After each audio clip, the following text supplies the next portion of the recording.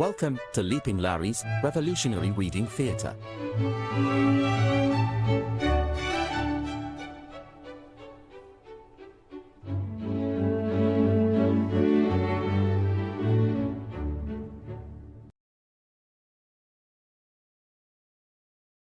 Okay, so we are going to continue on with our read of On the Juche Philosophy,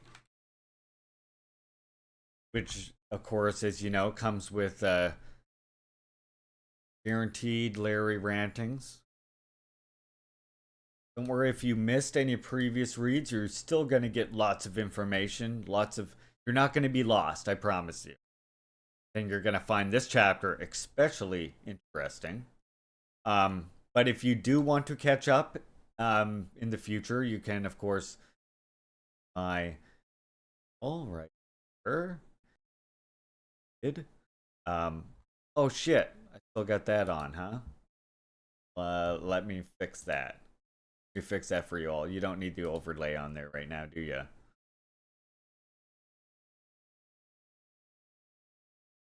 I just realized that I have that game overlay on there. I don't need to have that on all.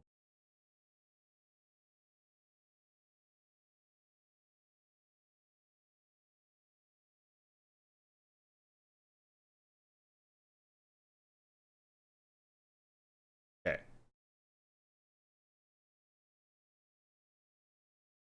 I can have that on later. Now, anyway.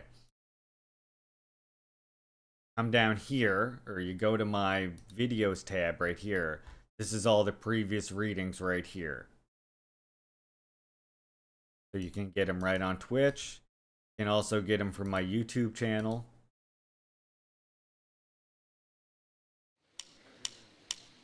Come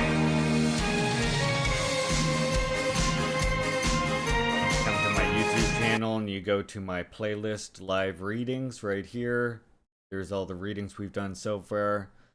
Fundamentals by Kim Jong-il, Socialism and Man in Cuba, Neo-Colonialism by Kwame Nkrumah, on Historical Lesson of Party Building, and Kim Jong-il.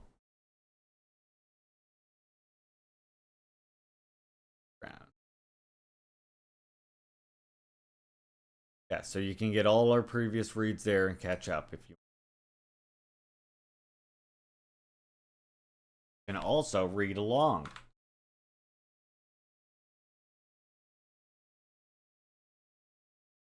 And at the top while we read. So, we have been, in the last chapter, we of course talked about the socio-historical principles of Juche, which really was about analyzing the world through the lens of Juche philosophy. And now in this final chapter we're in, second to final chapter, we're talking about the guiding principles of Juche, which tell you the requirement of revolution. The required guiding principles that every revolution must adhere to. So, of course, given that, they are generalized, right? Now this is in contrast to the idea that Marx and Engels first put forward, that revolution occurs where capitalism is most developed, which we know wasn't a correct prediction. And it also addresses Lenin's revolution breaks out where the chain of imperialism is weakest. Right? Both of these things are analyzing what is the condition that made a revolution break out. But what they both fail to ask, from Juche perspective, is they fail to ask what was the subjective factors in these instances that led to revolution. And how can revolution break out in a place where the chain of imperialism is not necessarily weak, right? And so it said, well, actually, what causes revolution to break out is the ideological level of the masses, how aware they are of the consciousness of independence. And yes, it was absolutely one of the problems with USSR, that they didn't prioritize ideological teaching, and that they also didn't advance their own ideology and ended up getting stuck with like in a dogmatic attitude towards Marxism Leninism, where they were just doling it out like a catechism and not developing it for the new situation under socialism. Because we have to remember, Marxism Leninism is really an analysis of existing capitalism and imperialism, right? And their their analyses of socialist societies cannot go and could not go beyond prediction and supposition, right? So, given that, you have to realize that once you get to revolution, once you are building a communist society and you have a socialist society, there's going to be all kinds of new questions and problems that arise that Lenin and Marx did not predict and did not have answers to. None of them lived in a socialist society. And Stalin, unfortunately, didn't develop new theory. You know, China has Chinese socialism with Chinese characteristics, which China makes very clear is specific to China. And while like we can't understand some generalized experience from it, it is really a specific application to China. And that's why I stress on reading Juche, because Juche tells you what you need to do is create your own theory, and that the goal, the and that for revolutionaries, your entire goal is to go among the masses, awaken them to revolutionary consciousness, and encourage them to engage in revolution on their own accord. That's how revolution occurs, right? Like that's the first. And First Nations, as we know, take the lead in this in the West, because they are the ones who were more active in educating themselves, in awakening themselves to that consciousness of independence. Yeah, which I mean, Lassu puts it another basically Lassu what Lassu said in other words. But yeah, exactly. It starts with awakening people. Too many communists today, especially of the more seems like the more reactionary you get, the more they focus on economism and the less they have an analysis of like ideological factors. So, in contrast to that, Juche says the main stress should be placed on ideology revolution. The masses' consciousness of independence plays a decisive role in the revolutionary movement. Therefore, in revolution and construction, one must place the main stress on ideology and give priority over all work to the remolding of ideology, the political work, which is aimed at raising the consciousness and activeness of the masses. I just want to point out here that political work doesn't mean the circus that we have in the United States or Canada. That's not politics, right? That doesn't define politics. That's a circus of politics. Politics simply means work with people. If we want to distill it down to like what it is in function, it's work with people. So, the first part of this main stress on ideology is that one, giving priority to ideological remolding, aka re-education, training people to be communist type people. Ideological remolding is an important task to transform people into genuine people of a communist type. And this is a major failing for the USSR, was the fact that they really Khrushchev and success and everyone else that sort of succeeded, like the leadership at least. I'm sure that, and I'm not going to discount the fact that there were probably plenty of good cadres who were fighting against this, but not enough to actually affect change of the leadership, of course, tragically. So, a big problem that they had in USSR was that they just thought that if they just have a socialist society and they just maintain this socialist society, people will automatically become socialist people of their own accord, right? And therefore they ignore the ideological remolding of people, training people to be different types of people, which is, the main reason why we can't just push the socialism now button. That's the big reason why you can't just push the communism now button. Is because, like, and this is where you get into the critique of libertarianism, right? We're on a 1 minute left ad break. 1 second. Let me grab a pop.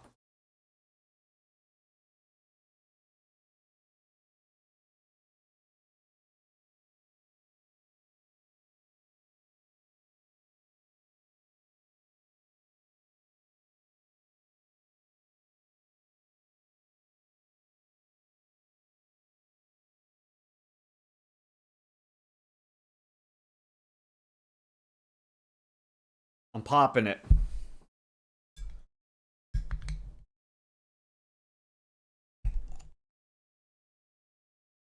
Popping it. Got 20 seconds left in this ad break, and then we're gonna talk about this ideological remolding too, in terms of like libertarianism. Just gonna mention something right quick. Not too long. Never rant for very long. I just want to say, like, welcome back from the ad, everyone. You want to avoid ads, of course, you could always drop a little support in the channel. It's much appreciated, including gifting subs to much needed comrades. Of course, the best way to support my work is through direct donation, but prefer the Jeff Bezos officiated channels. Very much appreciated, very much needed right now. There's my PayPal right there that my mod so generously added. And there's our fantastic emotes, by the way. Those are all the awesome little pictures you get by subscribing to my. So I'm just going to point out that this ideological remolding, this need to actively ideologically remold people, and if you go out in society and if you're aware at all of like your surroundings and the way people behave, you realize that this is a necessary thing, right? How are you really going to doubt that? And if we were like somehow able to remold people, or people were just able to be different people and socialist minded and communist minded, then yeah, we could have the libertarian, the anti-authoritarian idea of communism and revolution, right? But we don't. And we have a need to actually remold and re-educate people who who have been captured by reactionary, colonialist, capitalist, individualist mindsets. And this individualist mindset isn't just something that's been the hundreds of years of capitalism, but goes far beyond that for many Europeans, right? And even colonized people as well have spent years and years under being reprogrammed by colonial education. And therefore, they also have re-education that they have to engage with ourselves.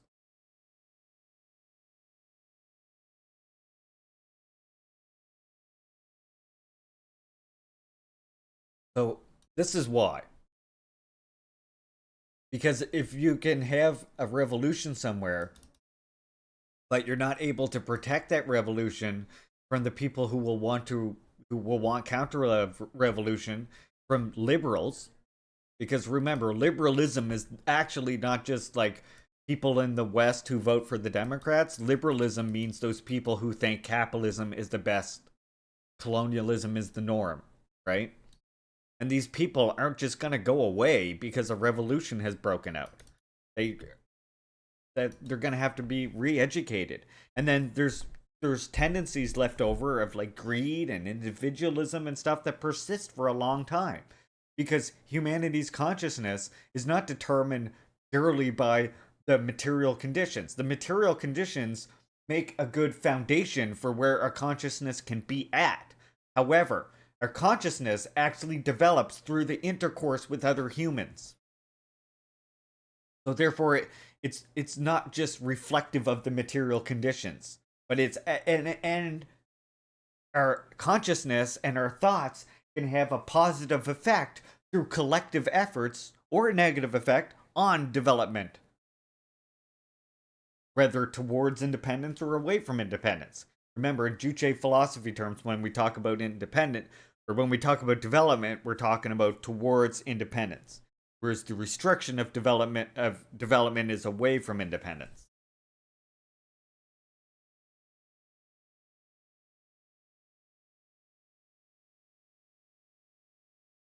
So, to continue the read, ideological remolding is an important task to transform people into genuine people of a communist type. The leader put forward the task of making all the members of society revolutionary, working class, and intellectual, and thus transforming them into communist people of a Juche type. As a major revolutionary task in modeling the whole society on the Juche idea. In order to build socialism and communism, we must not only develop the productive forces and change the social relations, but also transform people themselves into comprehensively developed communist people. No matter how highly the productive forces have been developed and how great the material wealth is, no one could not claim to have built a communist society unless people, the masters of society, are transformed into people of a communist type. The reason I'm retranslating this word is because this is due to a translation, and if you know, if you might not realize, but Korean language does not have gender pronouns like this. So the reason why it's being translated like this is because it's talking not about men as individuals or men as a few men. It's talking about men as in humanity as a collective because it uses like a British translation. So I'm just retranslating it for you just to avoid confusion of what's actually being talked about here. If we are to train people to be harmoniously developed communists, independent and creative people, we must equip them with communist ideology and advanced scientific and technical knowledge and help them acquire a high cultural level. Yeah, exactly, Bob. Which is what some reactions are when you start reading this to people, which is why it's just easier. Let's just translate it to be more accurate. In particular, primary attention should be directed to the task of arming people with communist ideology. Because remember, obtaining people's control of the state power, setting up a fundamentally new type of government, is the prerequisite that allows us to spread socialist and communist education. Which is why the land back anti colonial movement, the democratic revolution, precedes the socialist revolution. Because the practice is required to also help people inform themselves of the ideas. The transforming of humanity, in essence, means ideological remolding. Thoughts define humanity's worth and quality, and accordingly, ideological remolding is of the utmost importance in the transformation of humanity. Oh yeah, absolutely, Lasso. Don't lots of First Nations language don't have gender pronouns and don't have binary, which is why I mean I've said before I am a gender abolitionist. Like that part of the revolution against all the old backwards ideas is also the revolution against gender binary and the concept I think entirely at the end of the day is it really arose to denote different positions in society that people are going to be doing when we we don't have we don't have that perceived need anymore.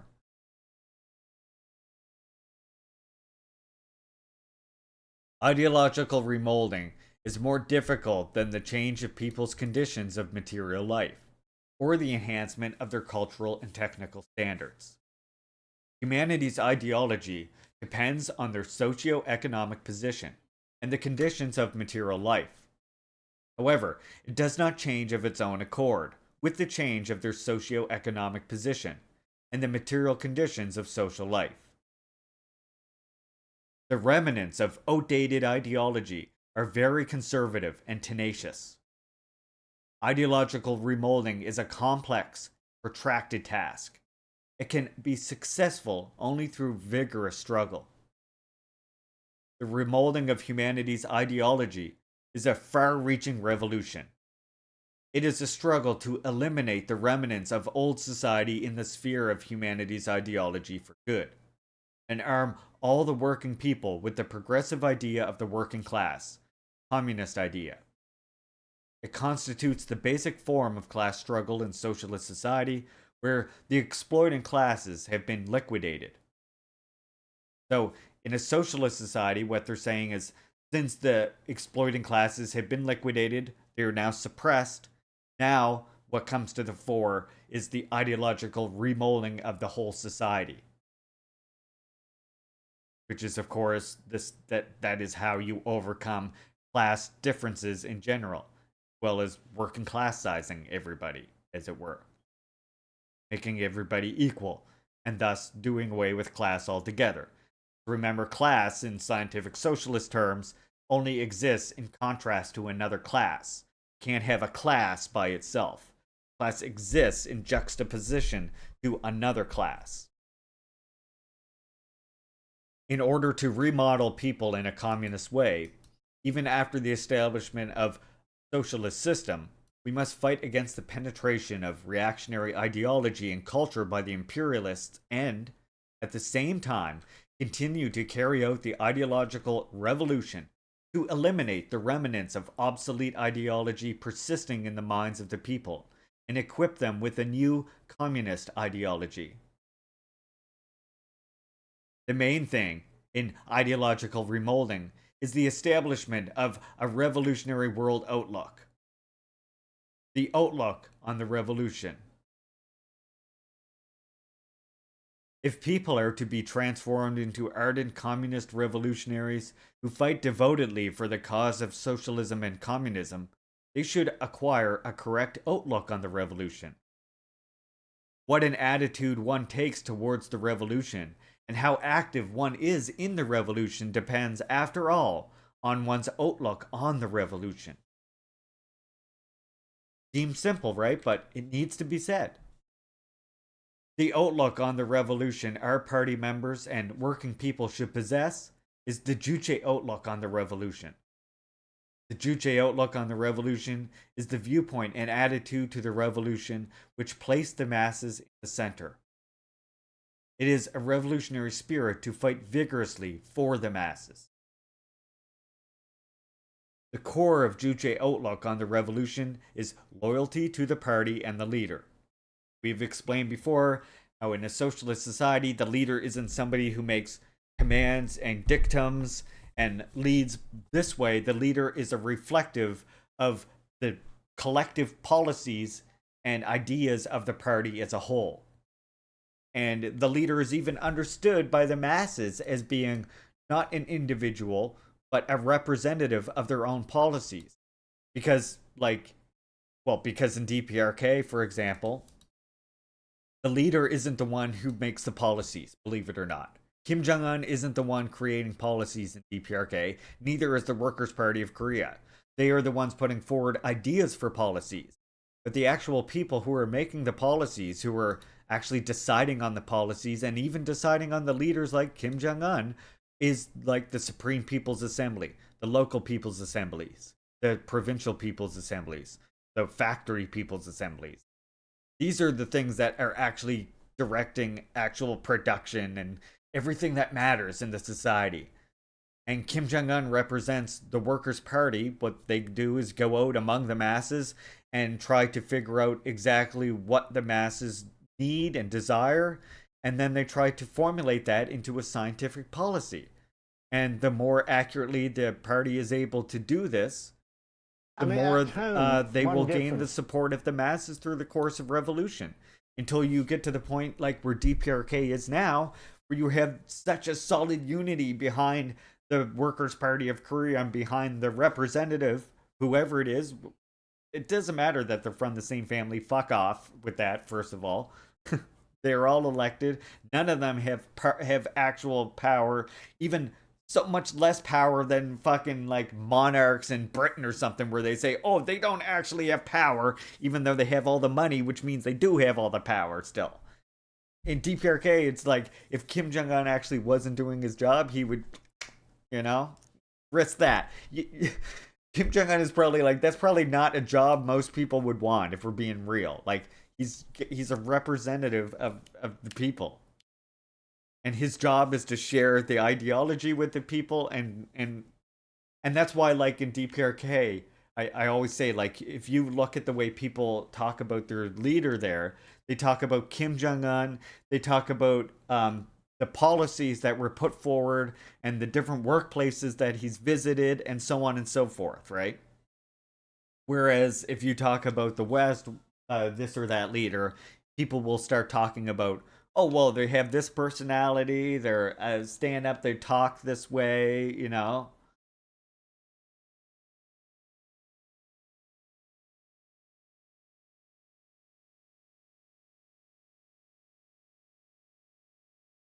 Not sure what you mean there, but not sure what you mean there, Sue. I don't think you're understanding what I'm saying.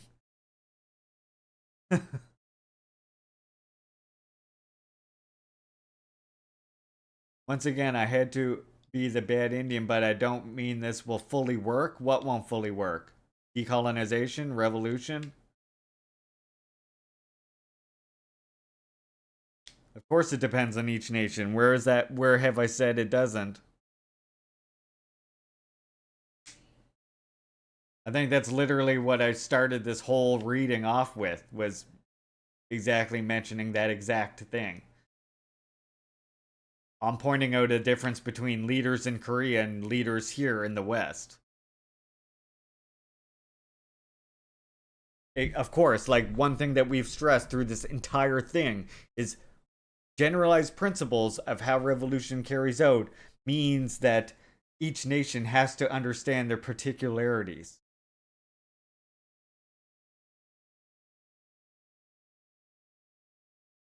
The way it works in this, but that doesn't. That's what I'm saying though. That doesn't make any. You're not. I'm not getting what you're saying there. Like for example, one of the, like of course leaders are gonna look different here, but it's still gonna need to be the same thing. If you think that leaders in the, if you think we're gonna be able to have a decolonial revolution and have leaders that have like emergency or veto powers and are not completely beholden to the fucking people they serve, I think you're mistaken, and I don't want anything to do with that kind of revolution, regardless of what you call yourself. I think I don't believe that um First Nations want a leadership that is bourgeois, bureaucratic leadership. I do not believe that. And I think that that is going to be have to something that's going to have to be solved between nations. Well, exactly. And this is what I'm talking, that's the type of leadership that I'm talking about. That's why I'm saying, like in the West, they focus so much on what the leader's personality traits are. This is what the leaders like. This is like Joe Biden is talks this way. He likes dogs, you know? This kind of shit.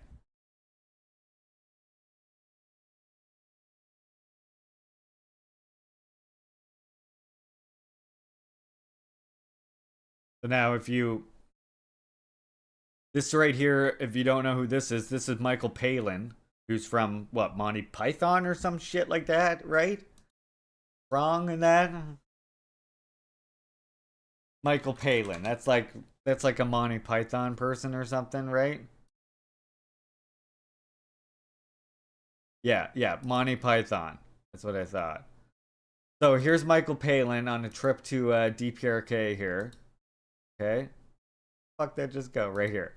This is Monty Python on exactly, Sue. That's exactly the type of leadership I'm talking about. And like I think one reason why I say about like fuck off with the leaders all being with the same from the same family, I don't care. The reason I say that is because like here in Wabanaki Confederacy we had hereditary leaders. But that didn't mean that the leaders weren't beholden to the people and didn't have to completely serve the people. And the minute like one of that family of leaders wasn't doing their job, they would be removed prior to colonialism. Now with comprador of fucking leaders and shit like that, of course, there's a whole different complex story where now you have these two fucking leaders, one who's like recognized by the community and one who's only recognized by fucking settlers, basically, and other compradors, but that's a whole other discussion. And that's one reason why I never gave much credence to the bullshit about when I looked about how DPRK society functions. About it, it's like, oh well, how come they keep electing from the same family? Like, I don't know. Maybe they fucking respect that fucking. Maybe they respect that goddamn family. You know, what does it matter to you? The fact of the matter is, when you actually look at the policies and the progression of DPRK, like how it's constantly building more and more homes, housing all its citizens, providing free education, free healthcare, constantly improving people's living standards, so on and so forth. Like, the list is fucking endless. In the face of sanctions and embargoes and so on and so forth, I think you can see which direction it's developing, right? Not in the direction a monarchy or a fucking bourgeois fucking thing would be going, right? Not at all. So, listen to Michael Palin ask this person about their leaders. And listen to her response. I mean, at home, one difference between, I suppose, your culture and ours is that we can be very rude about our leaders. And here I feel because your leaders suck. You just have a different way of looking at things. Because our leaders are very great. And, yeah, they're great, the first of all. Are not individual. They are. Let's see what she said right there. Leaders are not individual. They are. They represent the popular. Represent us, the masses. So we cannot criticize ourselves, can we? Criticizing our leaders is offending. It's like offending. And she means, I think the word ourselves. wants to use is offending, but you see what she's saying, right? One difference. And then the same with here as well. There's another one by Mr. Pack down here that's really good as well.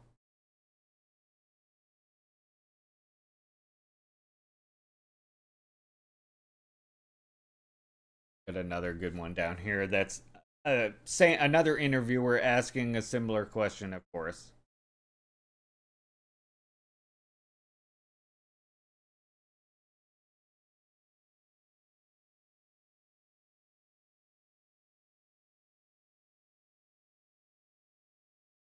Yeah, exactly, Cinnamon.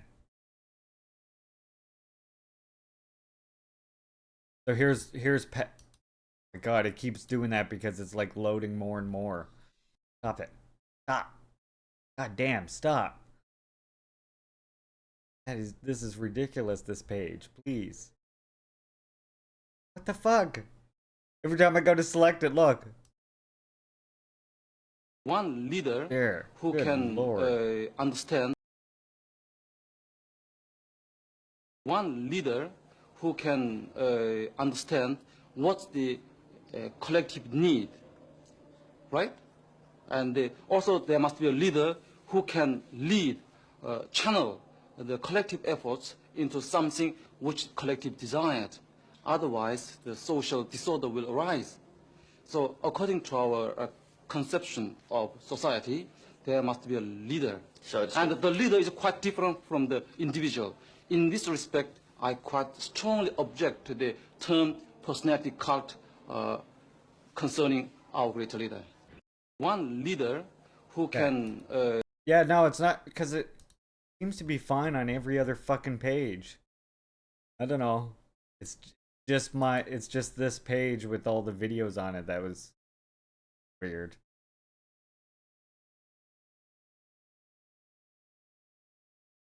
And this reminds me, by the way, as well, of And if you want to hear like another country talk about exactly this, actually, I recommend you check out my other the other read we did.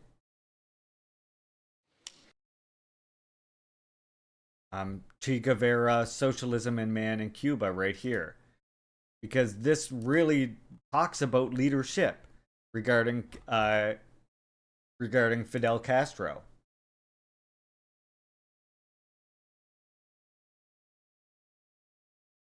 In this, Fidel is a master. His own special way of fusing himself with the people can be appreciated only by seeing him in action. At the great public mass meetings, one can observe something like the dialogue of two tuning forks, whose vibrations interact, producing new sounds. Fidel and the mass begin to vibrate together in a dialogue of growing intensity until they reach the climax, in an abrupt conclusion crowned by our cry for struggle and victory. The difficult thing to understand for someone not living through the experience of the revolution is this close dialectical unity between the individual and the mass, in which both are interrelated and, at the same time, in which the mass, and as an aggregate of individuals, interacts with its leaders. Some phenomena of this kind can be seen under capitalism, but when politicians appear capable of mobilizing popular opinion. But when these are not genuine social movements, and if they were genuine, it would not be entirely correct to call them capitalists, they live only so long as the individual who inspires them, or until the harshness of capitalist society puts an end to the people's illusions.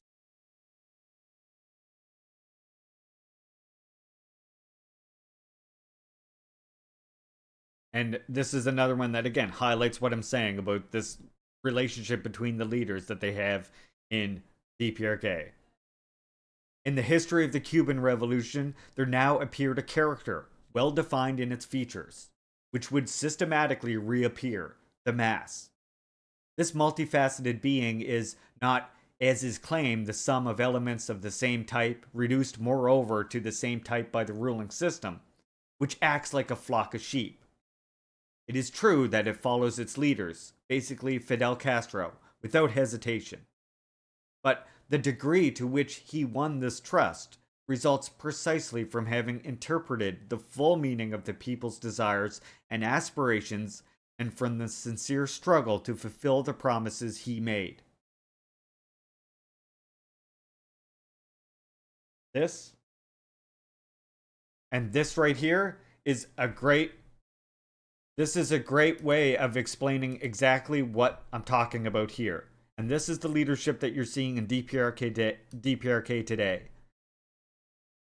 Only in such a way that it's been so staunch that, again, look at the unity behind.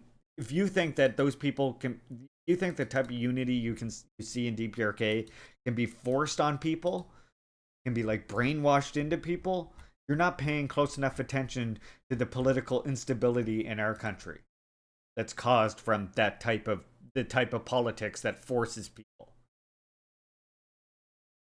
So just leave it at that. I hope that kind of gives you some context as to what we're talking about with this. So now let me continue with the core in the Juche outlook on the revolution is loyalty to the party and the leader. So in an anti-colonial revolution, you can imagine anti-colonial in a liberated anti-colonial society, you can imagine what that party and leader will be, depending on your location. The cause of socialism and communism is started by the leader and is carried out under the guidance of the party and the leader. The revolutionary movement will be victorious only when it follows the guidance of the party and the leader. Because something has to steer the revolution. Simple as that. West, we know that's going to be collective leadership of First Nations, formerly oppressed and enslaved people. The revolutionary movement, therefore, to establish a correct outlook on the revolution, one must put the main emphasis on increasing loyalty to the party and the leader.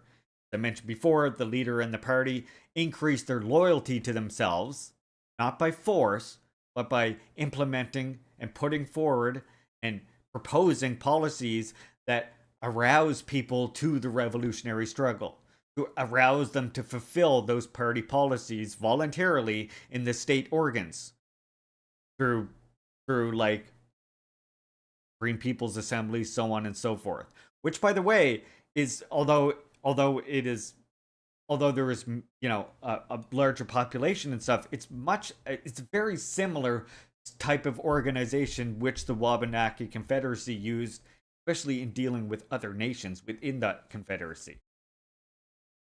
The core in the Juche outlook on the revolution. Oh, sorry, I already read this. To acquire a correct revolutionary outlook, one must firmly equip oneself with revolutionary ideology and theory. This alone would enable one to correctly understand the laws of revolutionary development, have confidence in the prospect of the revolution and struggle, and struggle to the end in any adverse condition, without facilitation or hesitation. Yeah, the leader here in the US and Canada, I don't think is gonna ever be a single person. They literally just murder those people. So I assume, well, and here's the thing, Bob. This is why I point out, before we have a socialist society like anywhere like this, we first have, remember what I always say, what precedes the socialist revolution? The Democrat. Hey, Kay, welcome in, comrade. Say it with me, everybody. The democratic, anti-imperialist, anti-colonial, feudal, anti-feudal revolution. Right? That's what precedes the socialist revolution. Despite these patsocks and other distorters of Marxism who would have us believe that instead, no, you give socialist society first, and then they give you democracy, they give you liberation, they liberate the First Nations or something like this, which is a Trotskyist counter-revolutionary understanding of revolution. Again, our country, the socialist revolution, began after carrying out the anti-imperialist, anti-feudal democratic revolution in the northern half of the republic following liberation. It is a logical process of revolutionary development that the anti-imperialist, anti-feudal democratic revolution led by the working class changes to the socialist revolution, not the other way around. And what does the democratic revolution mean in a settler state, a settler colonial society? Clearly, the democratic revolution means the revolution against settler colonialism.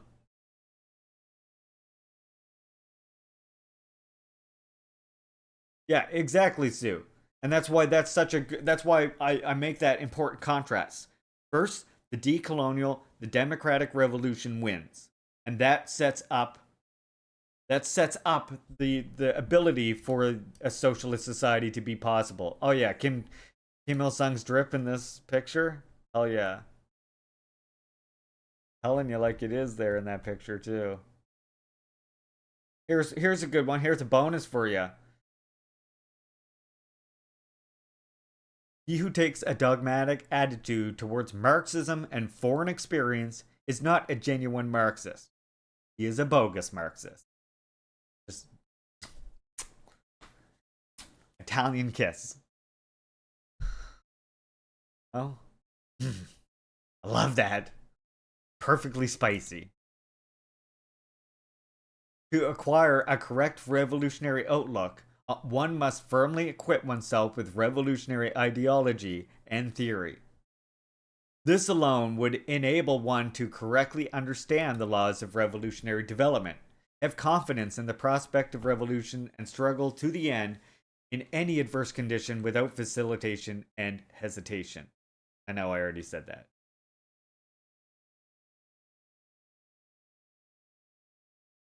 To establish a correct outlook on the revolution, one must have communist revolutionary spirit. This spirit is an infinite devotion to give one's all for the party and the leader, the working class and the people, burning hatred for the enemy of the revolution, and an indomitable revolutionary spirit to resolutely fight to the end without the slightest vacillation in any adverse condition, true to one's revolutionary principles. It is a revolutionary spirit of self-reliance to solve all problems by one's own initiative, braving the difficulties standing in the way of advance, and a strong sense of organization and discipline to hold most dearly the revolutionary organization and voluntarily observe the rules of the organization. One can be a genuine revolutionary only when one has such a spirit. Oh yes, yes. Of course, of course. Yeah, Red. I recommend adding that to your index. It's a good one to whip out against the reactionaries. It just hits different, you know? That and Flunkiest. I really like Flunkiest. Good one too. When one has made the revolutionary ideas and theories one's conviction and acquired a strong communist revolutionary spirit, one can say that one has acquired a correct revolutionary outlook. Whether one has a correct outlook on the revolution or not is proved by revolutionary practice. The revolutionary practice is a powerful means of ideological remolding, and the criterion which can be used to prove to prove people's ideology. Without practice and action, it is impossible to appraise and prove a people's ideology. The revolutionary practice of communists is nothing less than the struggle to implement the revolutionary idea of the leader, the party policy. A person who upholds the revolutionary idea of the leader dedicates their all to the struggle to carry out party policy, the genuine communist revolutionary, the correct outlook on the revolution. Whether one has a correct outlook on the revolution or not is revealed particularly at a time of severe trials. People reveal their true nature in adverse circumstances. Those who are determined to be infinitely faithful to the party and the leader, even if he would have to give up his life, and they who remain loyal to the revolutionary principles on the scaffold, is true revolutionary with firm Juche outlook on the revolution. If one is to be a communist revolutionary with the right outlook on the revolution, one must intensify revolutionary studying. Studying is the basic means to equip oneself with revolutionary ideas, theories, strategy, and tactics. Without studying, one would not be able to comprehend the truth of revolutionary struggle, nor have a high degree of class viewpoint and revolutionary vision. A revolutionary must always regard studying as their first and foremost duty, and continue to do it all their lives. Studying is not merely aimed to acquire theory and knowledge.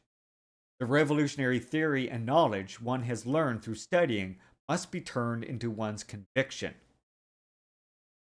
So that you put it into practice. Like not traveling to some place where natives have told you not to fucking go because it's a once in a lifetime thing.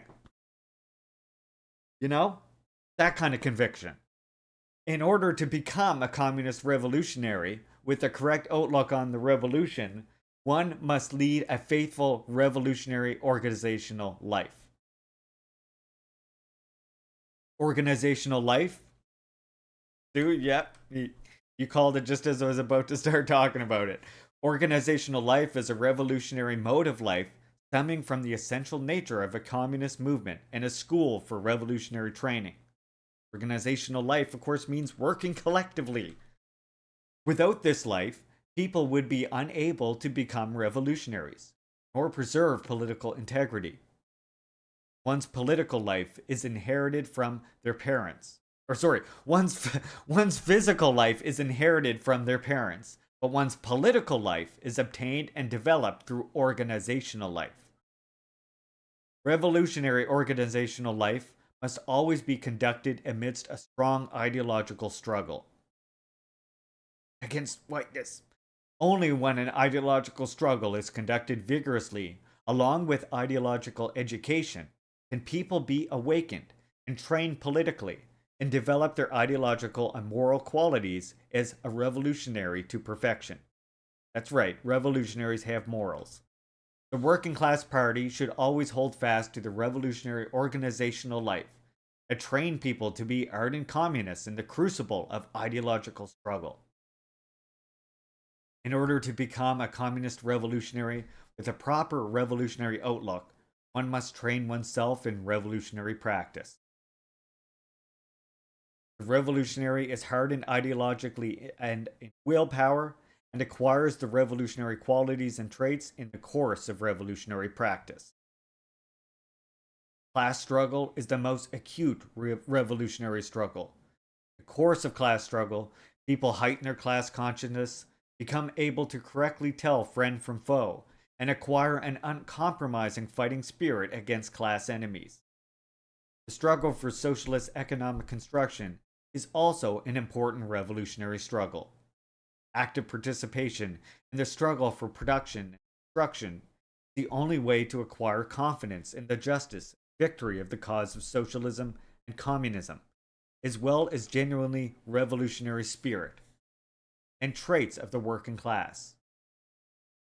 Through revolutionary study and organizational life, and through revolutionary practice, to train the party members and working people to become Juche-inspired communist revolutionaries, with a firm Juche outlook on the revolution and a genuine revolutionary fighters will fight with devotion for the consummation of the Juche revolutionary cause started by the leader. There's the first part. That's number one. Giving priority for the transformation. Oh, this part's real short. Part's real. And then okay. Ooh, okay. Here's what we're doing.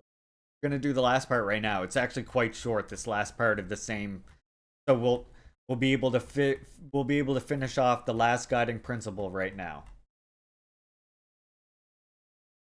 Okay, so here we go. Let's finish off the last guiding principle. It's part of the same thing, giving precedence to ideological work. But this is part 2 of the guiding principle, giving precedence to political work. So, ideological remolding must be focused on. Second part, giving precedence to political work.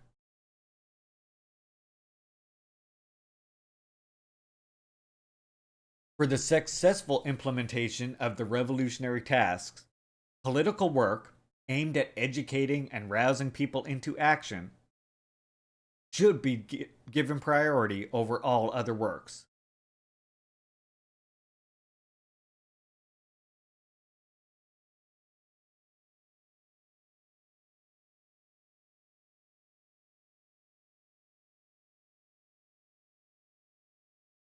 Wait, the ain't read Marx? I mean, that's what he's saying here. He who takes a dogmatic attitude towards Marxism, not if you don't read Marx, and foreign experience, aka people who want to copy foreign experience, is not a genuine Marxist. Talking about people here who call themselves Marxists, Sue, specifically. So, again, and there's and like let's please not forget that there is indigenous people who call themselves Marxists still. I'm not talking about indigenous spiritual leaders, and neither is him. He's saying who takes a dogmatic attitude. If you're a Marxist and you take a dogmatic attitude towards Marxism, you're not being a Marxist. That's all he's saying, right? No worries. Don't worry, Sue. I've been doing this a long time, believe it or not. Yeah. No, I hope you know I wouldn't make a fucking conflation like that, nor would I be like espousing any person who really does. I mean, a big thing about like the big reason why I like Juche is because it teaches people how to like it teaches these Marxists how to like get out of their dogmatic and flunkiest attitudes and start thinking more creatively, which is something that Europeans badly need, let's be real. Right? The communist movement in the West, if you look at any communist program in the West, like I say, the one thing you will see that they all need is a serious injection of creativity. Regardless of like we can talk about all the problematic aspects aside, but just that's one thing that they all absolutely need, any communist movement that Europeans attempt. So anyway, for successful implementation of revolutionary tasks, political work aimed at educating and rousing the people into action should be given priority over all other work. Since the revolution and construction are carried out by the people, success in the revolutionary struggle and in building socialism and communism depends, after all, on the work among the people. Work among the people is, in essence, a political work and work to enhance their ideology.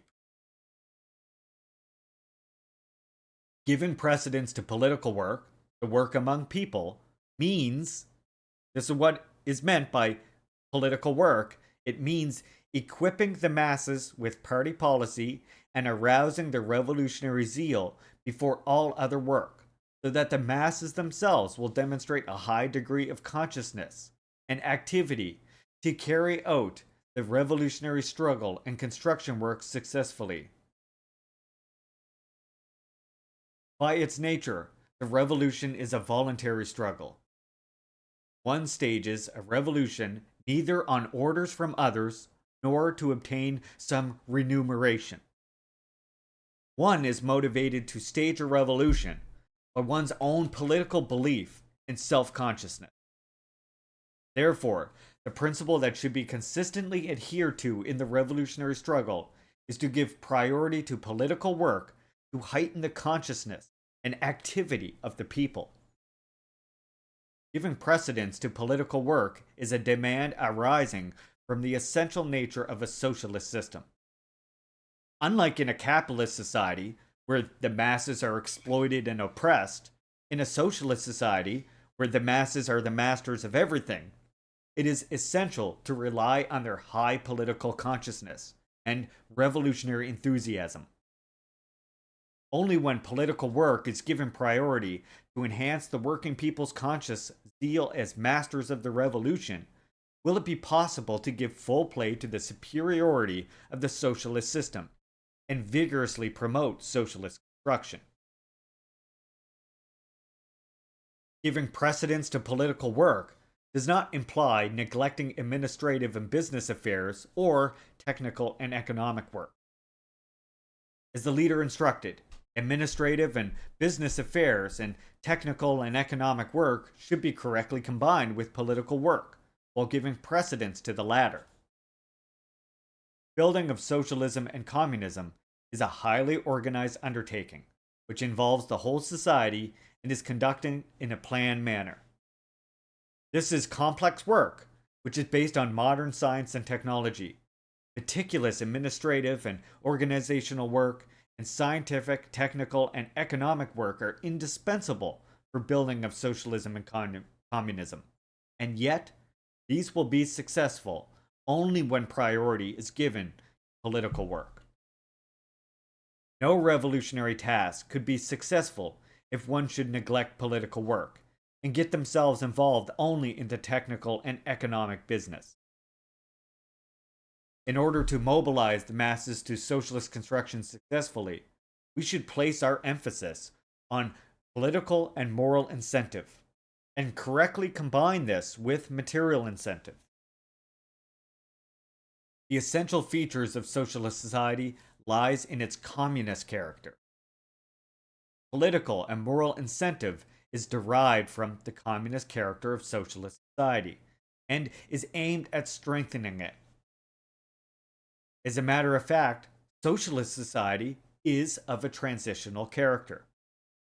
Therefore, the socialist principle of distribution according to the quality and quantity of work done should be enforced in this society, and the material incentive should not be ignored. However, Neglecting the political and moral incentive and placing the main emphasis on the material incentive runs counter to the essential nature of a socialist society. Another mistake that the USSR made, and which Michael Parenti incorrectly prescribed as the solution being what we need is small private business.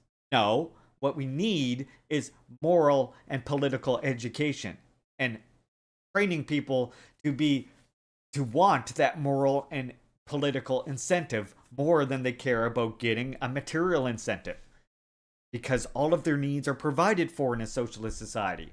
And what ends up happening is, with USSR, for example, the more comfortable people are, the more they are provided for, the more they want, because they still have this capitalist ideology, right?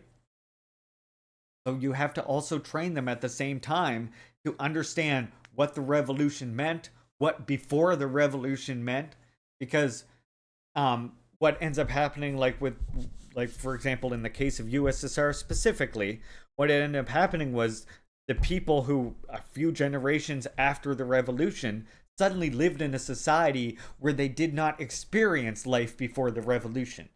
See? And so they did not have the same understanding, and they were lacking ideological remolding and ideological education. So what ended up happening was they became like they started to romanticize imperialism and imperialist countries like the United States and ignore all the dark aspects of it, right? And fooled themselves into thinking that they could somehow get this capitalist system that the West has while still maintaining their socialist system. All of this is due to a lack of ideological remolding like that, right?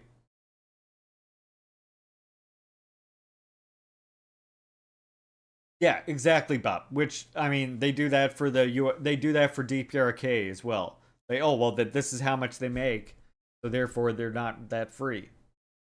That's a whole thing. This is very dangerous and harmful tendency. It fosters selfishness among the working people and makes them mercenary and acquisitive. The final analysis and undermines the socialist system and the revolutionary achievements. Under socialism, the political and moral incentive should be the first precedence in all circumstances. Essential superiority of socialist system lies in the fact that the masses, who have become the masters of everything, consciously work in firm unity for the country and the people, for the society and the collective. Only when the main stress is placed on the political and moral incentive will it be possible to stimulate the masses into demonstrating conscious enthusiasm in work, with a correct position and attitude as befit the masters of the country and the revolution.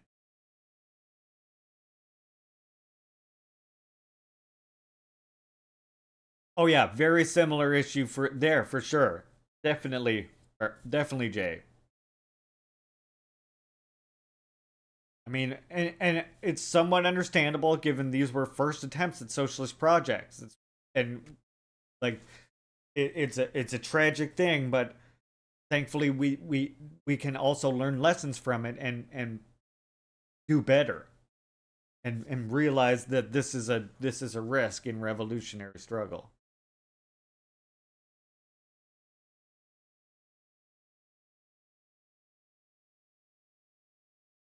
Yeah. Well, the reason, and I mean, here's the thing with Cuba, the reason why I kind of like focus on DPRK is because when it comes to DPRK in the West lawsuit, people are extremely orientalist and extremely fucking extremely racist towards DPRK. Whereas, like, so many leftists and communists have a friendly and good understanding about Cuba, they will turn around these actual communists who have a good understanding of Cuba and a good a good outlook on Cuba will turn around and say the most racist, heinous shit about fucking DPRK that you would not believe would come out of their mouths. And you just cannot get them to extend that same understanding from Cuba to DPRK. And that's because, of course, of Orientalism, racism. Most cases. I would wager.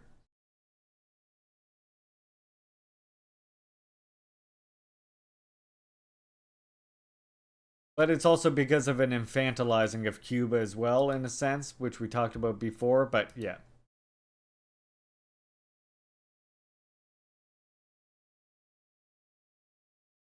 Well, yeah, there is a lot that shit on Cuba, Lasso, but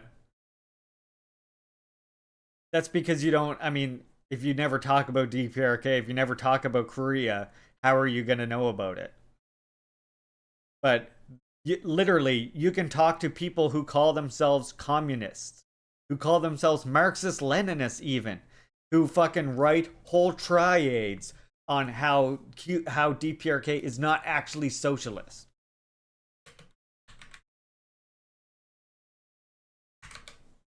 Like this, like these fucking people. These people call themselves communists and do this. Like, I expect it from the people who tend to be anti-Cuba, tend to be fucking reactionaries outright. Whereas, unfortunately, with Korea, so many people who have a fucking good understanding about Cuba have wild takes on Korea. I'm telling you, wild takes on Korea.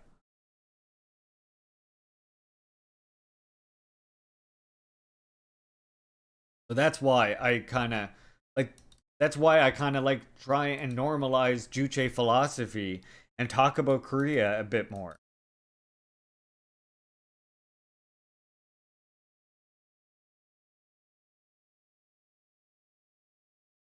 Because it's like the one fucking country where so many communists in the West cannot stop tripping over their own goddamn colonial takes.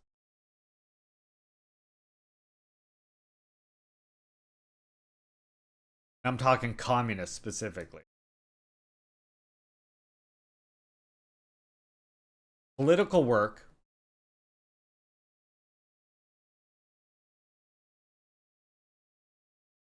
Political work should be done through persuasion. Well, I mean, just look at the articles that they write about DPRK.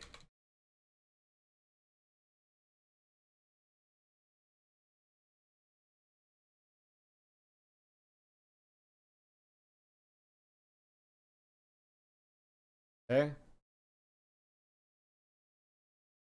Oh yeah, absolutely red. North Korea archaeologists discover unicorn lair. Unicorn lair discovered. Look at the way they put it here. They're just racist towards Korea in a way that's just, it's unbelievable.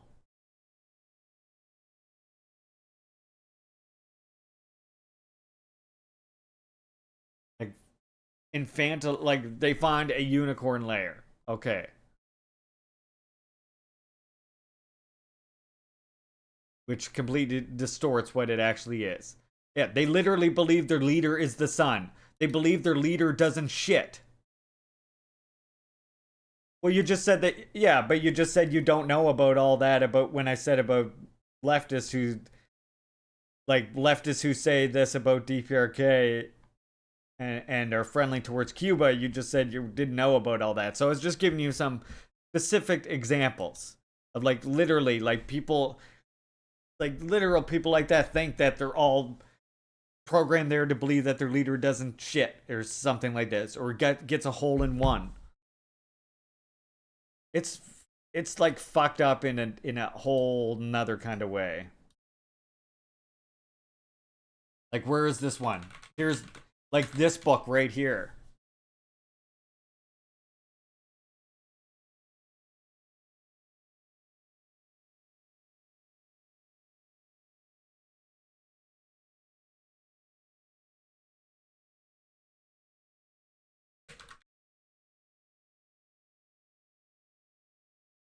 Like, only in the West can you have someone named fucking Michael Malice write a book like this, and it's like a fucking bestseller.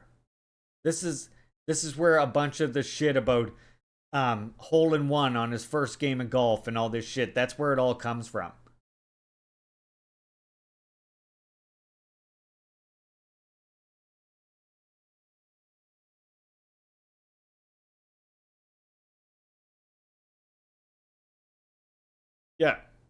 I mean, this is the thing that I try and explain, GMO. And it's not, that's the thing. It's not a competition or something like that. I'm not like saying it to like try and like compete or have it but it is a transitional society, right? And I do think certain material conditions and certain subjective factors have caused the Korean Revolution to be in a different stage. I mean, the war played a large role in its revolution needing to accelerate and move at the rapid pace that it did. Not saying that every revolution needs to go as rapidly as Korea does, but I'm just saying that at the stage that they're at a revolution means that there's a lot to teach us that a lot of people will just shirk off or just ignore because Korea is a small country. Because it's not big, you know? Like what USSR was.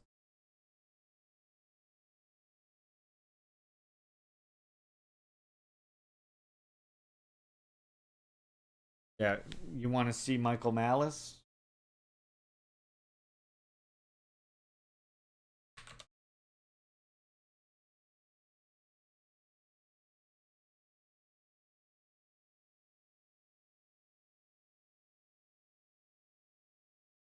Here he is with his fucking Korean fucking shirt on.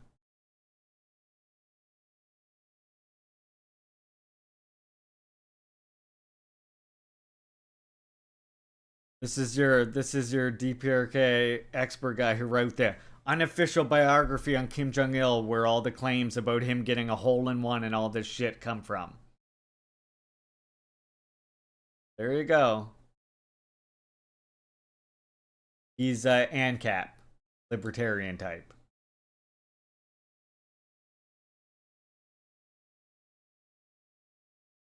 Sorry, Larry. Ads keep convo messed up while trying to talk to you. Well, I need the ad revenue too, unfortunately, and I'm not getting many.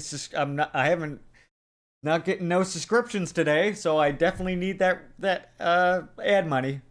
I got Bop thankfully cheered 100 bits today.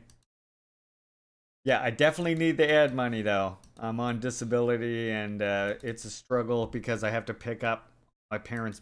We have to pick up other bills as well from my parents. So I only have ads once an hour, and they're 3-minute ads so that I remember to get a drink and talk to the chat. And if you want to avoid ads, of course, you can feel free to drop a subscription, to drop some gift subs to help your comrades avoid ads, so on and so forth. Be very much appreciated, as Larry needs all the support I can get. The best way you can support me, of course, is through a PayPal donation, but the Jeff Bezos officiate channels are good as well. Want to help a comrade not have to watch ads? That's always a welcome thing. Right, let's continue our read. Political work should be done through persuasion. It's all for one motherfucker and one motherfucker for all motherfuckers everywhere. You know what I'm saying? Oh, damn. Thank you, GMO, for getting us started for our daily gift subs. 1 out of 9. Thank you so much. Appreciate that.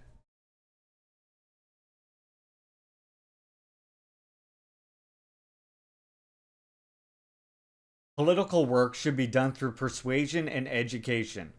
This is work among people, work to rouse their ideology.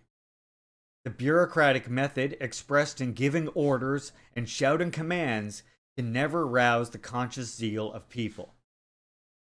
Only persuasion and education aimed at reasoning with and admonishing people will be able to equip them with revolutionary ideas, give full play to their revolutionary zeal and inexhaustible creative power, and forge closer links between the party and the masses. Political work should be done in an original way by applying various forms and methods.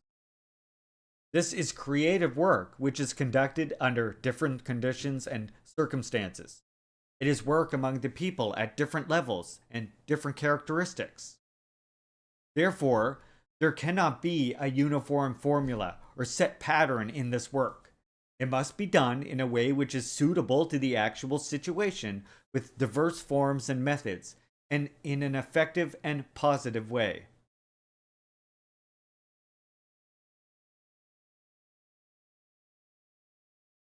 For example, would providing urban homeless people with basic dignity that would be economic work. So, and don't get me wrong, I'm not saying that that's a bad thing. Of course, that's a good fucking thing, right? Combining that then with radicalizing or awakening them ideologically to their consciousness of independence is where the political work then comes in, right? So, and that's why, and Kim Jong-il, of course, says in a socialist society, remember, he's specifying a socialist society here, right? He's saying in a socialist society, you should always give precedence to the political work. Because remember, in a lot of these socialist countries, you're coming from a background and a history of colonialism and imperialism. So a lot of them do not have like the necessary resources to be distributed like in the same way that, you know, people in the West imagine a post-revolution, that's a whole nother can of worms, because there's a lot of reparations that need to be paid, right? So we have to remember that a lot of times, yeah, you have to give precedence to that political work, while the party and the revolution is providing all it's able to economically to the people, and continuously improving the ability to meet that economic need well, and the economic desire.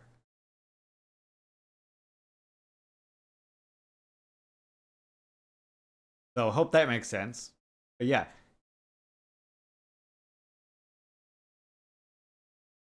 Well, no, homelessness should not be a thing on anywhere. I don't think on any lands. But that's part of what the revolution. That's part of what we seek to realize through revolution, obviously. But yeah, the example of but Matron's militia is talking about right now. I do believe, and yeah, providing urban homeless people with basic dignity and proper public restroom is good economic work.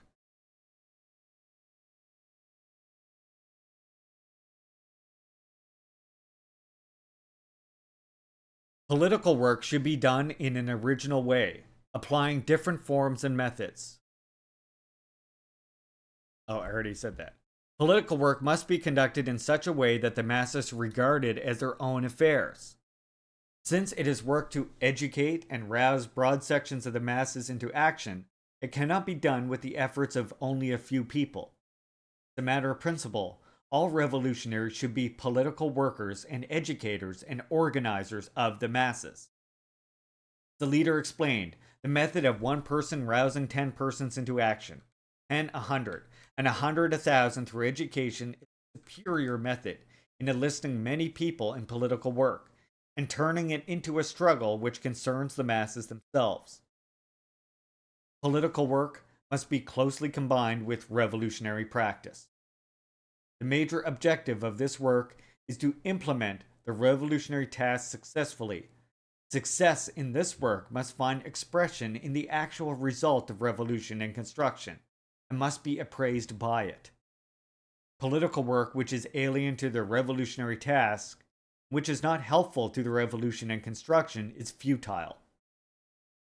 We should continue to adhere strictly to the principle of giving priority to political work, whose correctness and vitality have been proved by the revolutionary practice, and thus build socialism and communism faster and better.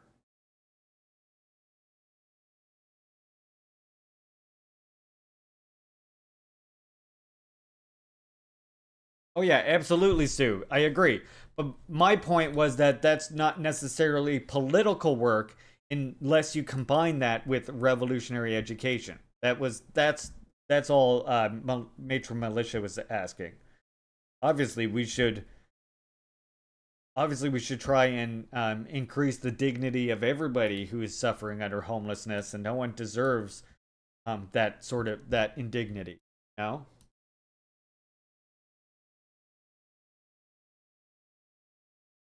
Okay, we're gonna do the news here now.